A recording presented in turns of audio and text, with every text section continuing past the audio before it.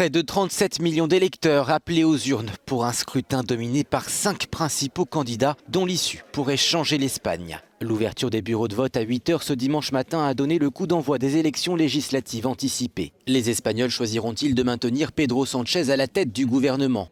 Le leader du Parti socialiste espagnol est arrivé au pouvoir à la faveur d'une motion de censure contre le Parti populaire, empêtré dans des affaires de corruption. Pedro Sánchez fait la course en tête des sondages, mais n'est pas certain d'obtenir une majorité absolue. Il devrait donc trouver des alliés. Face à lui, Pablo Casado, 38 ans, à la tête du Parti populaire. Le jeune leader a tenté d'enrayer la chute de la droite espagnole, mais il pourrait lui aussi ne pas pouvoir se passer d'alliance. 3 plus petits partis vont donc jouer un rôle décisif dans cette élection. Les socialistes pourraient se tourner vers le parti de la gauche radicale Podemos, dirigé par Pablo Iglesias. La droite, quant à elle, pourrait choisir de s'allier avec le parti libéral d'Albert Rivera, Ciudadanos, et Santiago Abascal, ici à droite. Crédité de 10% des voix, son parti d'extrême droite pourrait réaliser une percée nationale dans un pays où l'extrême droite était absente depuis la mort du dictateur Franco.